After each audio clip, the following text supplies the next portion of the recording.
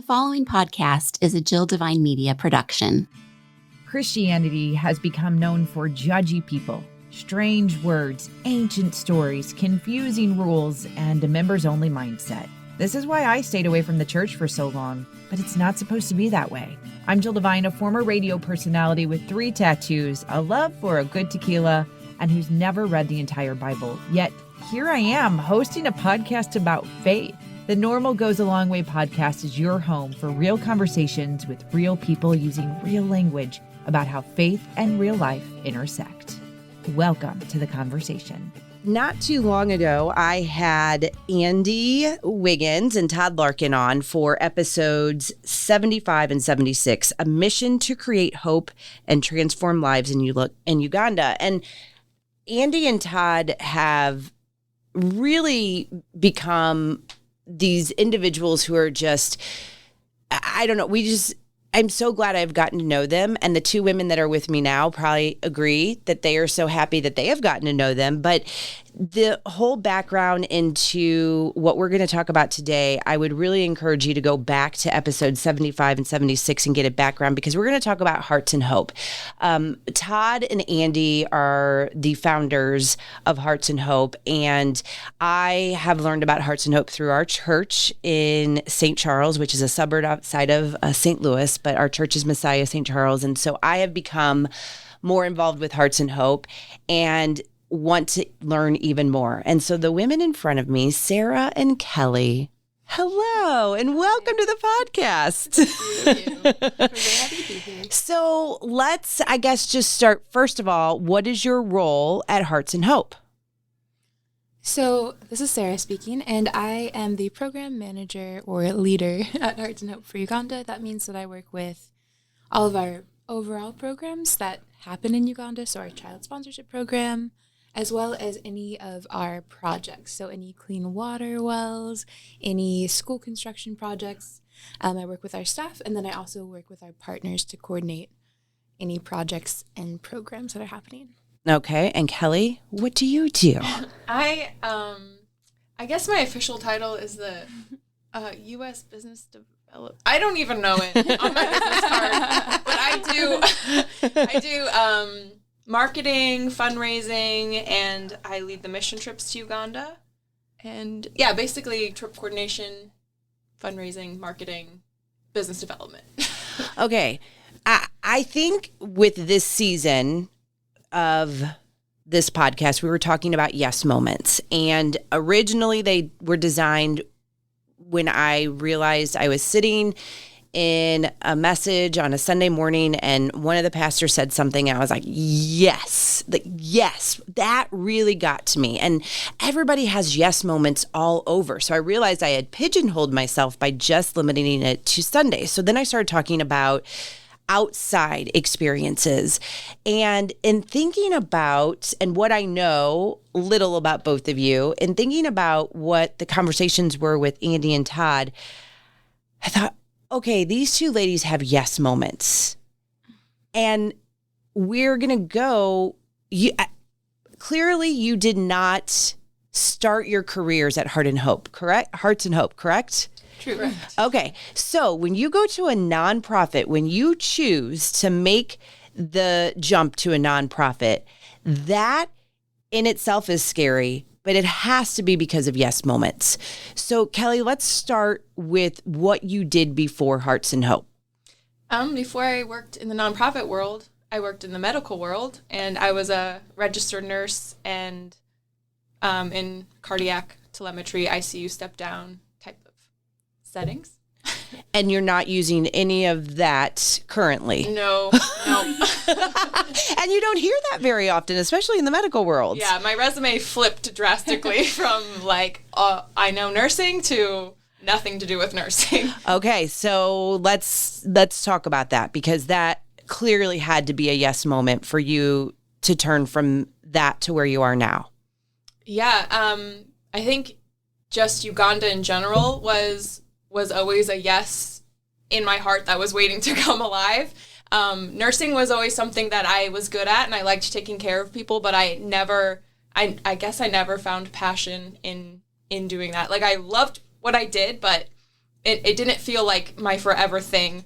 And so when I discovered Hearts and Hope, Andy Wiggins came and talked at my sister's school that she taught Spanish at, and she came back and told me, hey, I know you want to get involved helping kids in Africa, and told me about Hearts and Hope. And so I started sponsoring with them and still doing nursing.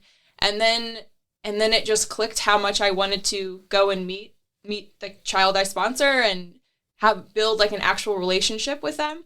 And so I think my ultimate yes moment was when I signed up to go on my first mission trip in 2016. And then my life had drastically changed after that. And when it comes to working for Hearts and Hope, Uganda was something that just was always calling me back to itself, I guess. And when I heard that Hearts and Hope was hiring, I was about to go to Uganda and work for the summer there, not with Hearts and Hope, but just on my own.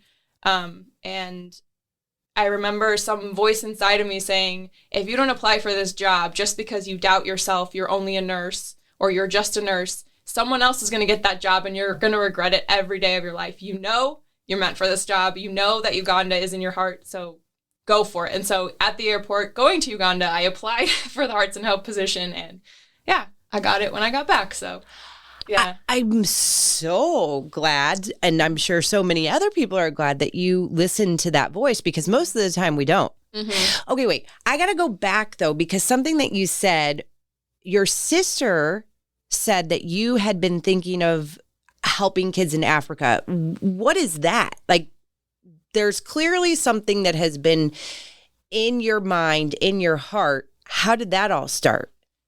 It was always there. I always felt like I was, even like as a child, I felt like I was undeserving of how many blessings I have, of like material blessings particularly, and just like living in the US. And I just always had like a sense of like guilt, or a sense of like wanting to do something to help, anything that I could do. And I sound like such a saint, but I swear I'm not. And like as of just growing up, my mom would take us to North City, and we would, volunteer for, again, I'm not a saint, but we'd volunteer for certain food pantries, and I'd interact with the poverty in St. Louis. And as a child, meeting other fellow children, and in high school, I remember volunteering and just really having a place particularly for children who are vulnerable and innocent and have no choice in the poverty that they're born into. And then Uganda was introduced to me through the documentary Invisible Children, which was popular when I was in high school. And so I watched that, and that was about the war in northern Uganda, with the child soldiers and all that horrible stuff. But that was when Uganda got into my heart, and once I was out of school and was able to support myself, I knew I had the means now to help someone else, but I wanted to do it and know that my money was going to that child. And so my sister said like, oh, we gave them dum-dums and a pink soccer ball, and they showed us pictures of the kids with the dum-dums and the pink soccer balls. And so I was like, okay, that's good enough for me. I'm gonna start sponsoring. And yeah, then Uganda it was just always there to want to help. As a parent to two little girls, I struggle a lot when they take for granted, and I understand they're very young, and Andy and Todd and I talked about this too. Like, you cannot go on a mission trip and come back and expect your kids to fully understand and say, you don't know how well you have it. That was one conversation we had, but I want my kids to know that and see that. Like, I want them to know. And I don't know, when you were just talking about what you experienced, like, I don't know, do I need to be better at my job as a mother and expose them to certain things? I don't know. Like, that is very interesting, that what you said about growing up. I think what my mom did well was she was involved with other groups that did a lot of like just service work, and it's easy for everyone to want to take their kids, no matter how old they are, to a place like Uganda and show them like the actual look. This is what the majority of other children in the world have to deal with every day, which obviously that's impossible. But I think Uganda can be found everywhere. I think it is important to not expose, but I guess introduce, especially children who are more privileged. Yeah. That's like a better word for that. Yeah. Or children who just, I guess, are much more blessed with material things. Yeah. Having them see that even really close to where you live, there are children who, they don't have food every day, or, they don't have clothes, they don't take baths every day. And just showing them that like that exists and like this is what we can do to help, and then so that can extend in your backyard to all over the world. Something I think that's tricky about that is something that I've struggled with as I've been exposed to poverty is the guilt that comes with it. Mm-hmm. And when you talk about these kids that are growing up with so much and look at these guys that don't have anything, I think there's also a struggle to not accidentally say that something's wrong with you for having so much, and that's something that you need to feel sorry for people who don't have. Yeah, I guess instilling gratitude for what they do have and having them understand why it's so important to be grateful for all of these things. And I guess the importance of prayer as well, like prayer for these children who don't have the best living situations and praying for their futures, and also just, acknowledging and appreciating what we do have. Yeah. Is equally important. And maybe even that worth isn't attached to, that your children don't have worth because of what they have, but that the kids who don't have things don't have less worth because of what they don't have. I think that I had a very similar situation with my parents being very active in the community and always bringing their kids into that. And my mom was really good at taking us places and saying, oh, we're volunteering here, you're coming with us, you're part of this. My dad was really good at living that out day to day, just with every person he would meet. So, we'd be driving along and he'd see someone on the road and be like, oh, let's stop and see how they're doing. Like if they need a ride, or he was a little radical in his, just like Sara is. Yeah. Both he and I have had multiple random people in our cars at times where you're just like, well, they seem like they could use a ride. But he would constantly be finding somebody who needs a little helping hand, or, oh, look at this little lady who needs her groceries in, or, and just showing that we all have something to give, even to the people who look like us and have the same things as us. And I think that's really a valuable lesson, is not just, oh, they're poor so they need us, or, oh, you need to be exposed to this, but recognizing you have worth because of who God has made you, and they have worth because of who God has made them, and how can you be benefiting the people you interact with, no matter what they look like or where they are. So you both have these childhood memories. Do you think you could identify maybe the age of when that kind of hit you? Yeah, I have a specific memory. I had to have been like 8 or 9, and I remember we were volunteering at the Missionaries of Charity, which is the Mother Teresa's convent or order of nuns, I guess. And they have a place in North City, or they did at the time, and we were delivering peaches because they had peach trees. And so we took peaches, put them in bags, and then we were delivering them to different houses that needed food. And I remember walking in with a bag of peaches to this girl who was my age, and I remember thinking that, like, oh, wow, like, her apartment, she lived with her grandma, her apartment was so messy. Like, I just remember thinking, does anyone ever clean? And, like, the girl looked at me, and we were like playing Barbies, and I remember her Barbie was like, its hair was all crazy and it looked really old, and I just remember really vividly identifying like, whoa, this girl lives in a very different situation.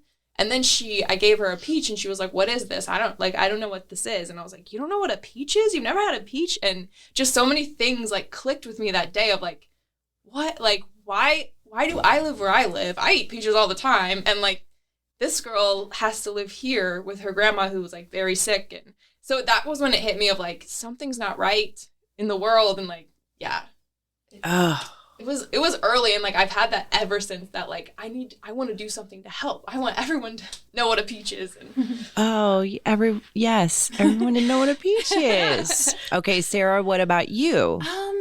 So I have a few things that come to mind, and I'm not sure, I'll just weave. Well, there's this tapestry of life, right? Where you're like, was it this? Was it this? And I'd say that there was definitely, when I was really young, I do remember probably being around 10 or so. And actually, my mom was really good about reading stories to us or exposing us to different things as well. So she would read us about different martyrs in different countries or different missionaries. We heard about like videos on different people going to different countries. And so I actually remember being probably about the age of 10 and feeling like I had this dream where God was calling me to be a missionary and that he wanted me to go and help people. And I only remember I just didn't want to go to Africa. That was the only rule that I had. Really? Yeah, that was the only one.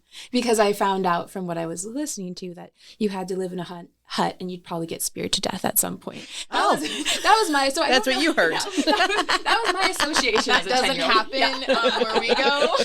At least not. That was South Uganda. You know, it turns out a lot of the stories she was sharing with us were very early day missionaries. Okay. Okay. You know, as a child though, you don't know that context. And so I do remember being like, well, as long as it's not Africa, I'm in. Oh, yeah. But then it wasn't, I think before that, it was just this sense of compassion that they were really great at it showing for all living creatures, whether it's animals or people. But when I was probably 14 or 15, I started working at a summer camp for inner city children. And the kids would tell about how they had to sleep with pipes underneath their beds in case somebody were to come in, or about, you know, the gun violence that their families had faced. And I think like those sort of early experiences were huge wake-up calls to me in terms of this life that I could never even imagine. And here these children are not so much younger than I was myself.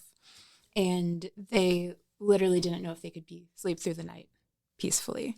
And so that was just recognizing that just already put something in your mind that says, okay, here are some people I'm learning to love and care for. Like, you know, they're spending all summer with them and their lives are so fraught with vulnerabilities and danger and just insecurities and lack of presence of parental guidelines and education all around the board. And so you recognize that disparity, and you also recognize the way that you are actively contributing beneficially to their life.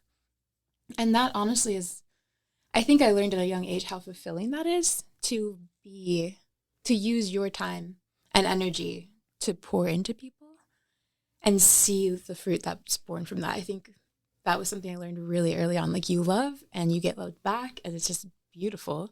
It's not always like that, but recognizing that there's this place that you can plug into, and it's not just, you know, you playing video games or you just playing with your friends or whatever. It's actually for a purpose. I think that was like an early core lesson for me. Well, you both have this similar situation where it was meeting kids your own age. And I am just like thinking about that with my girls, like, oh, what would that be like if they are in a room with someone their own age, completely different lifestyle? That's what clicked. All right, we have not gotten to your yes moment, Sara. This is what we do. Let's just like go all over the place here. So before joining Hearts and Hope, what did you do? So that's a complicated one for me because for instance, I went through a 3-year period where I didn't stay anywhere longer than 3 months for 3 years until 7 months in Mexico. And a lot of that was back and forth going to missional things and all sorts. So I have a bit of a history. Are you an adventure-free spirit? Something like that. Yeah, you could say that. An escapist. No. An intentional liver. How about that? Okay. I like that. Intentional liver. So I think I found really early on that I really disconnected from traditional, conventional lifestyles in terms of, it's expected that like your worth comes from a piece of paper or being in a room and memorizing the answers long enough to take a test. And then I learned that I'm not like I can do well at school, but when I had been having these experiences elsewhere in these other countries or in my own backyard, it felt really meaningless to me to be in a class, like to spend time in a classroom at that particular when I was young. And especially with like the generic subjects that you're like, am I going to even use this information? Right. I definitely don't retain it that well. So I did not take like a traditional path to my life. It was kind of like God, what's next situation. And so I actually joined Youth with a Mission, which is a missional organization for young adults, and they do several months of training called the discipleship training program, and then they do three or so months of field work where you get to utilize what you have experienced and learned. And so in my case, we went to Haiti after the 2010 earthquake, and we're working with like the earthquake survivors, and it was when they were still like pulling people out of rubble. Like it was very fresh. We all lived like in a tent together at like a special needs orphanage, and it was a really chaotic environment, and it was heartbreaking and horrifying, and you did things that you felt good about and you did things that you felt horrible about because of how they were done. But either way, it was one of those things like going back to the States was just almost impossible for me, because you come from seeing this absolute joy within suffering, and then you come back and like I remember going to the mall and being like, what? Like these are just stores where you just spend money to change your clothes so that you look better. Like this is just like aesthetically, you want to make yourself look better to other humans so that you can have another pair of shoes or another t-shirt, and then even going to the movies, I'm like, I just paid money to watch fake lives happen in front of me. Like everything felt like a culture shock to me. Like I would go to my bed, which was a twin size bed at the time. I was like, I could fit like 10 kids in this bed. So it was just like, it took me a long time not to feel, and that goes back to the guilt thing, right? Like I had a really hard time having anything at that point because I just came from meeting these amazing people who had nothing and looking at my life in the States, and I'm like, I have so much, and I can't even deal with having this much. And it felt like I had so much guilt about it. And it took me a long time to recognize that just like they can't help where they were born, I can't help where I was born, and that I will be around resources. I was like, even if I give up everything I have, somebody's going to be like, oh, you gave up your phone. I have an extra phone. Oh, you don't have a place. I have an extra, I live in abundance. Like the people around me have abundance, and there's a source of generosity here in the States too. And so I recognize that I actually can't have nothing in my current surroundings, and that's not what I've been born into or need. But I do have a responsibility to use my money and resources wisely. And so recognizing that, I heard a quote that every dollar you spend is a vote towards the kind of world you want to live in. And just things like that, like recognizing like having resources, I need to be responsible for how I use those resources. And like you can't see stuff like that and then walk away and live a normal, like your normal life. Like there's just that, knowledge equals responsibility. And so I felt that really strongly at a young age, and that kind of ruined a lot of things for me, I think. Like it took me a long time to feel okay just doing like spending money on socializing and stuff like that. Which I did walk in here with a $5 latte. So, I will say that there's been some areas where you do recognize like, do I need that every day? No, but is it okay to have every once in a while? Probably. Right. But so from there, I lived in Amsterdam and Mexico and Los Angeles and New York and Greece, and just doing so my yes moments have happened moment to moment to moment, year to year to year, and it's been, I'm sure we could do a whole slew of yes moments with you, Sarah. Life is. Yeah, and so I've had a lot of like very normal jobs in between, like I just working retail, or I basically come back to St. Louis, work, save up, and then go and do these things. And as I especially when I was working in Greece with refugees, I did recognize I want to have the skill sets to do this well, and that there is a way to do this poorly and a way to do this in a way that actually benefits people. And so I did go back to school at that point. I had been kind of dabbling with school when I was in St. Louis, but so I went back to school and I got my bachelor's degree in social work. I was thinking I would continue that up to the master's level, but I happened to see a job for Hearts and Hope for Uganda, like right after I graduated. So it was the first job I applied to, and I got it. Spoiler alert. And how long has it been? Almost 5 years. Yeah. No, 3-month thing. 5 years. Yeah. That's a big commitment. Oh, yeah. Yes. Oh, yeah. Yeah, but that hasn't stopped her from talking about the next thing every single month. Excuse me, Kelly. Just saying, it's been 5 years. But that's the beauty of this particular job, is something I've struggled with, is that disconnect. Coming back to St. Louis, where you're so separate from everything you've experienced, and then going to this field and experiencing and connecting with a people group and a demographic and a passion that you then can't take home with you. And that's what makes Hearts and Hope for Uganda unique and beautiful to me, is that I still get to go and be amongst a different culture and a different beautiful people who are working towards something and struggling towards something, and be part of that mission, yet also go back to my very own hometown and still have that same connection and interaction, and not have to have those be different worlds, but one world. And that is something I've never had, and so I love it. So I want to say that obviously the listener cannot see you two right now. They will on our social medias accounts, but these two women are young. Like, you two, I don't know your ages. You don't have to say, but I know you're young. I could just tell. And it's just like, you're doing what some people wait to do after they've lived, quote unquote, their life, and then they get into this. And so that in itself is inspiring. I think now is a great time to hit pause on this conversation and then come back and hear the rest of the yes moments that Kelly and Sara have for us in episode 84.